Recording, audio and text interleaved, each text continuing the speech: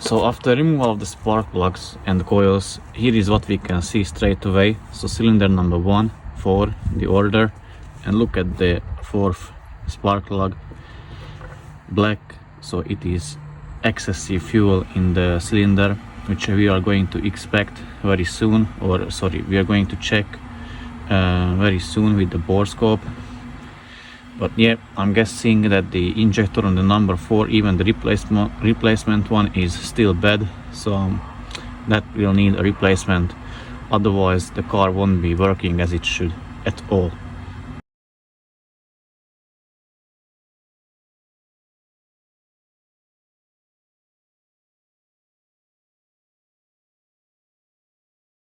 Well, as you could see, there is no fuel on top of the cylinders or the pistons like as a lot, but you could see the 1, 2, 3 are dry and the fourth is wet.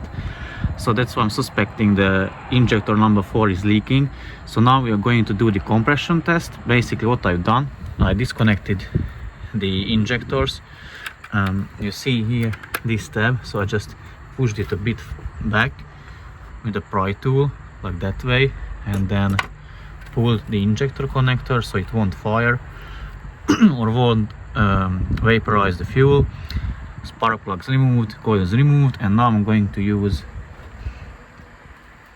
the combination of these two.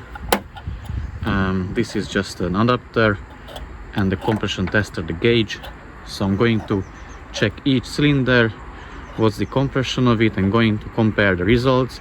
If there is any difference in between them, one is lower or there is no compression at all or something like that, these scenarios. And yeah, so let me do the compression test.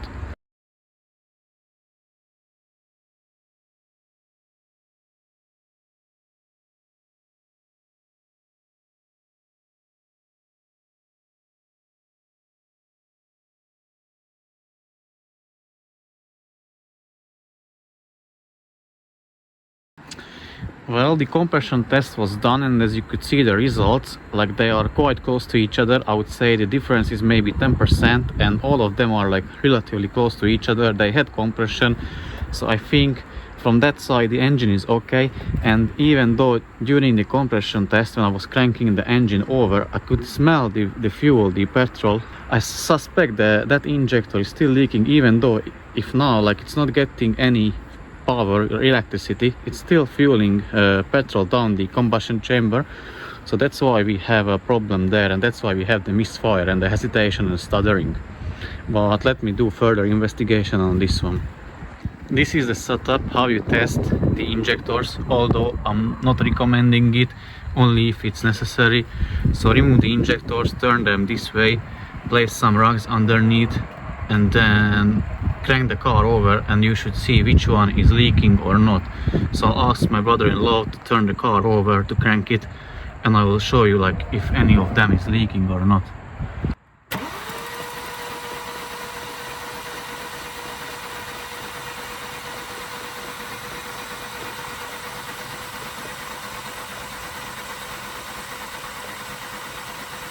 Hey. Okay, it wasn't like squirting like crazy, but I removed the rug and I smelled it, and it smells petrol, and also like if you can see, it is dripping petrol. So yes, I could confirm that the fourth injector is leaking, hence the misfire. So yeah, that needs replacement, but not with this one, because that was the replacement already. So it needs index 11 at least, and the new injector, but maybe all four needs replacement. These tend to go very bad, or tend to go wrong quite a lot or often and early on these engines.